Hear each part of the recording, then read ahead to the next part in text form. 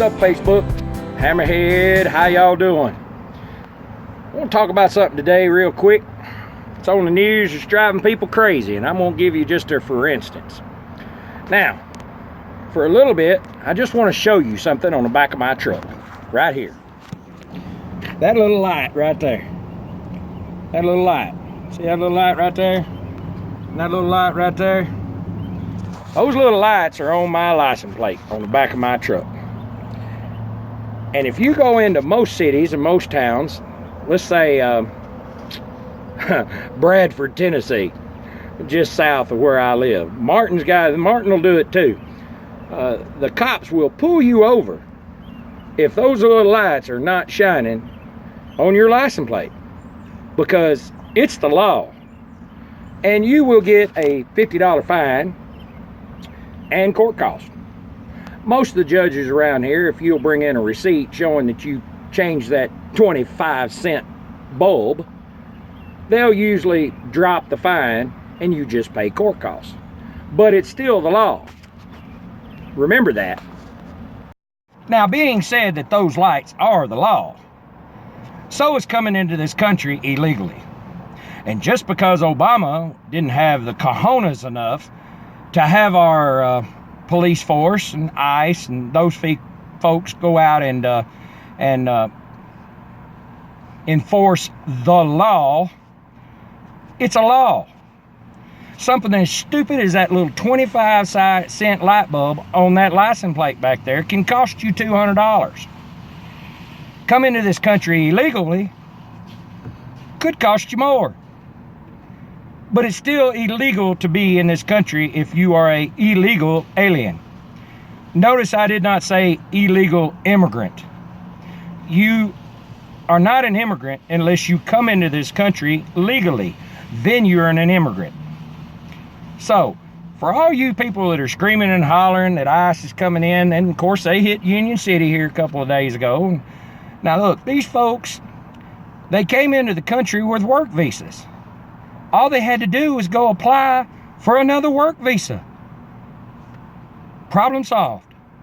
Now, they may have had to go back to Mexico or wherever they're from for a few months, but then they can come back. And it's once you've got one work visa, it's real easy to come back again for a work visa because you're already in the system.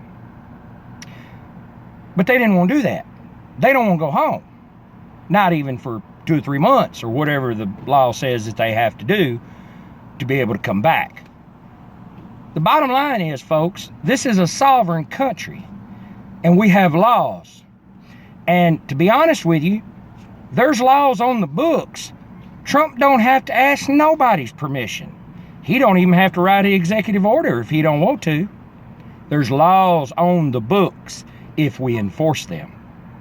Remember that. So all you people are screaming and hollering, oh, we're kicking out good people. Oh, the folks down there in Florida that's screaming and hollering, they don't have nobody to pick the fruit and the peppers and the tomatoes and all this, that, and the other. Hire Americans. That's all I can tell you. And they say, well, some Americans won't do that.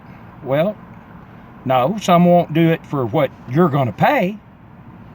But if you had Americans do it, you would have to pay them